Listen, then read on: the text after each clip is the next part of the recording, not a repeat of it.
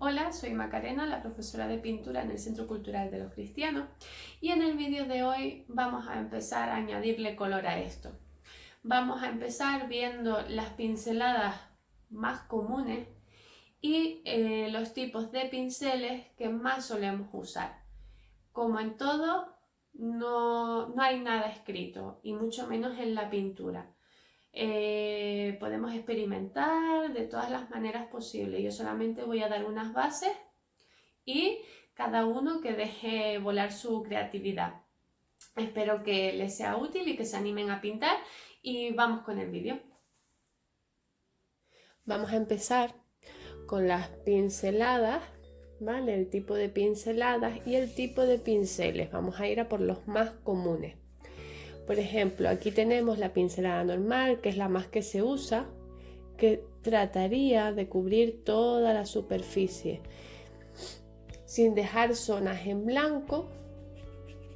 Sería la que usamos pues para dar color a los elementos, cuando queremos hacer un fondo, zonas que son muy enteras las manchas, ¿vale? Esta sería la pincelada normal. Tenemos la veladura. También hay quien la conoce como aguada. Ese nombre lo lleva porque la pintura lleva mucha agua. Al llevar mucha agua es muy transparente. Vemos ahí cómo se nos va haciendo transparente. Y este tipo de pincelada se suele usar para correcciones, cuando queremos hacer un difuminado en un elemento, en los fondos, sobre todo de paisajes, cuando queremos conseguir un degradado de color, como vemos en el paisaje al alejarse. Y es una pincelada que se usa mucho, ¿vale? Ya lo iremos viendo. El arrastrado tiene unos usos bastante similares a la veladura, sin llegar a ser lo mismo. El arrastrado sería apoyar el pincel y despegamos. Apoyamos bien y despegamos. Va dejando un rastro, un difuminado del color, que si nosotros tuviésemos un color abajo, como en este caso es el blanco, se van como mezclando uno con el otro. ¿Para qué nos puede ayudar? Para correcciones como la veladura, para difuminados, al igual que la veladura, y para conseguir texturas en algunas zonas. Estas texturas que quedan aquí, que en este caso es del papel, a la hora de pintar un cuadro nos puede interesar que nos queden estas texturas, ¿vale? Seguimos. El empaste a pincel no es más que coger pintura, ¿vale? Un pegote, y vamos a ir colocando cantidades grandes de pintura. ¿Qué vamos a conseguir con esto? Vamos a conseguir unos volúmenes, ¿vale? Que si le da la luz, tenemos luces y sombras. ¿Y para qué se usa esto? No es que tenga una finalidad determinada, pero lo que sí conseguimos es más intensidad de color, es mucho más expresivo porque es un tipo de pintura que requiere que sea rápida, no admite mucha corrección, da mucho movimiento y mucha frescura a nuestro cuadro. Pide velocidad y decisión y no permite rectificación. Entrecomillado, ¿vale? Todo tiene rectificación, pero aquí sería bastante complicado. Para rectificar aquí, pues probablemente tendríamos que limpiar. Si está todavía húmedo, nos quedaría una mancha, la que volveríamos a tapar. Si estuviese seco, habría que lijar y después pintar sobre esa mancha. Vamos con el empaste con espátula. La espátula, ¿vale? Se ven muchos cuadros donde se utiliza la espátula. Esta es de plástico, se encuentra en cualquier sitio. Normalmente usamos las de metal porque son bastante más finas, pero bueno, esta va bastante bien. Y sería esta postura y vamos a por pintura. Venimos con la pintura, ¿vale? Y colocamos y vamos haciendo manchas. podemos ir dando formas y al igual que en este caso nos van a quedar unos volúmenes que van a darle unos brillos y unas sombras a nuestra pintura.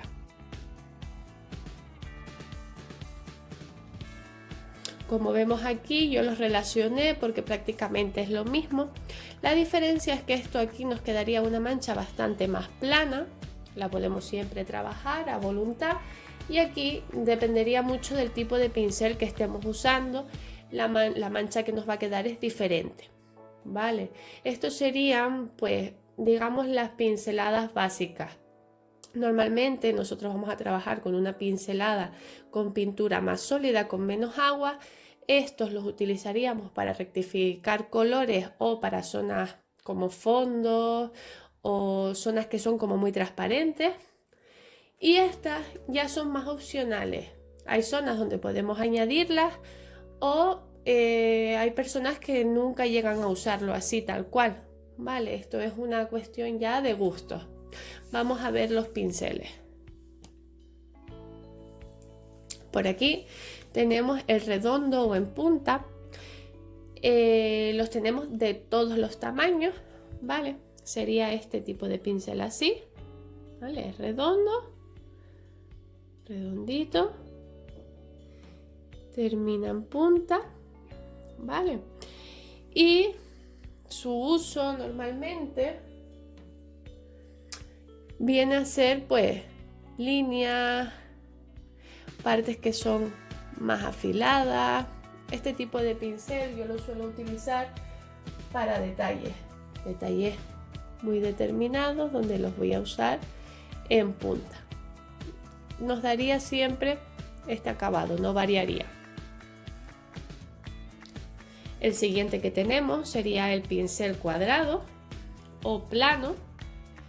Lo vemos claro, o sea, cuadrado o plano, porque es totalmente plano.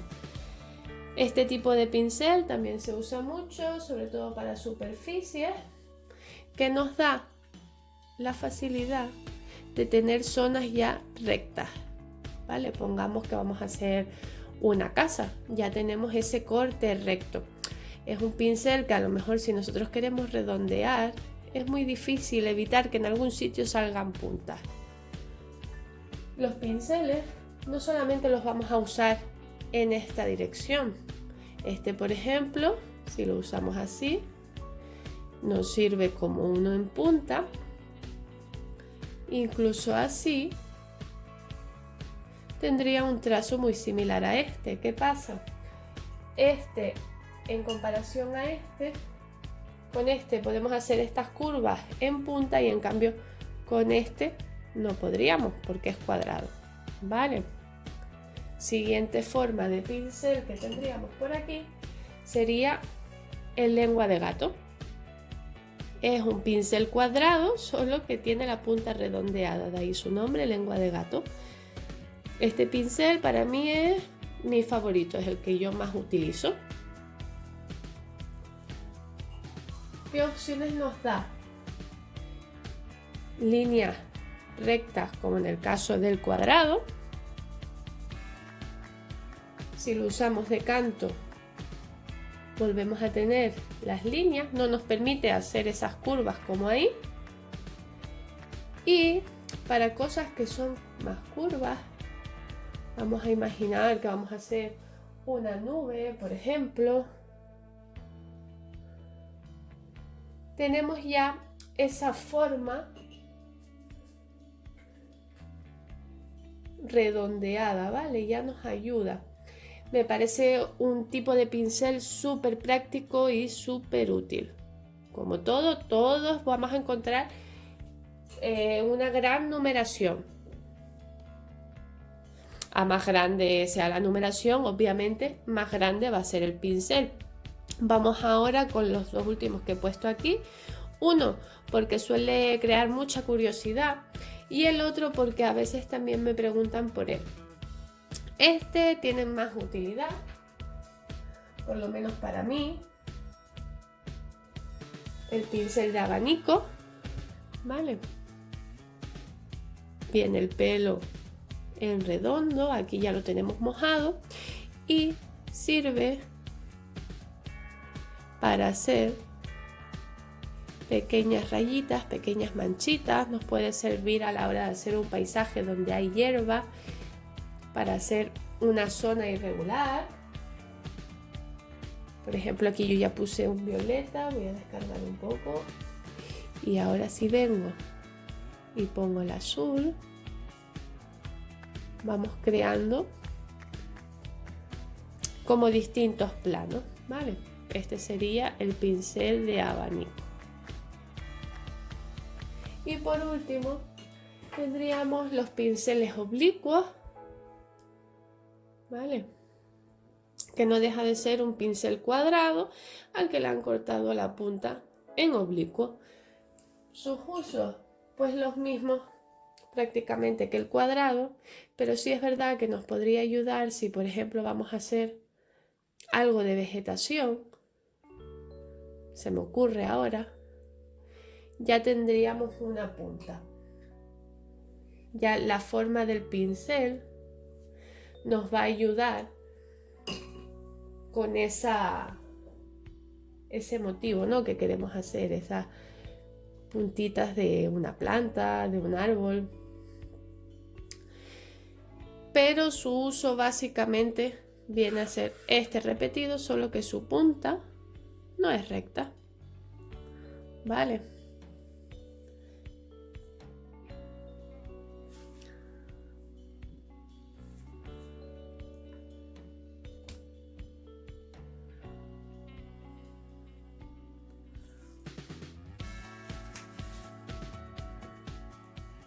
Hasta aquí tendríamos la clase de pinceladas y pinceles. Vamos a hacer un pequeño resumen. Tenemos la pincelada normal, que se usa con la pintura prácticamente sin agua. La aguada o veladura, como su nombre indica, es la pintura con bastante cantidad de agua.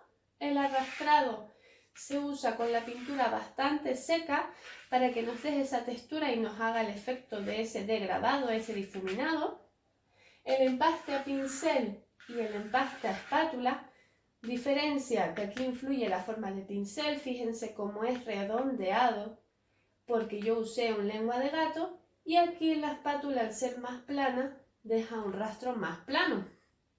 Recordamos que estas dos son más opcionales y se usan sobre todo cuando queremos que algo sea más expresivo, más dinámico, ya que la forma de pintar requiere de más velocidad. Irremediablemente va a ser más dinámico, más suelto. Luego tenemos los pinceles, el redondo, sobre todo lo usamos pequeño para detalles, el cuadrado para zonas planas, se puede usar de canto. Recordamos que los pinceles los vamos a usar en toda su superficie, no solamente así, así también. El lengua de gato, que sería muy parecido al cuadrado, solo que con la punta redondeada, como ya les dije, es mi favorito. Nos sirve más o menos para lo mismo, solo que su punta es redonda. El abanico para zonas determinadas, para unos efectos que lo precisen, muchas veces se usa, como ya les he dicho, para vegetación. Y el oblicuo, que yo no lo uso realmente, es un cuadrado con la punta cortada. Nos serviría para también cosas muy determinadas. Así que nada, espero que les haya gustado, que les sea útil y que se animen a pintar mucho. En el siguiente vídeo ya empezaremos a pintar, así que practicamos y nos vemos en el siguiente vídeo. ¡Chao!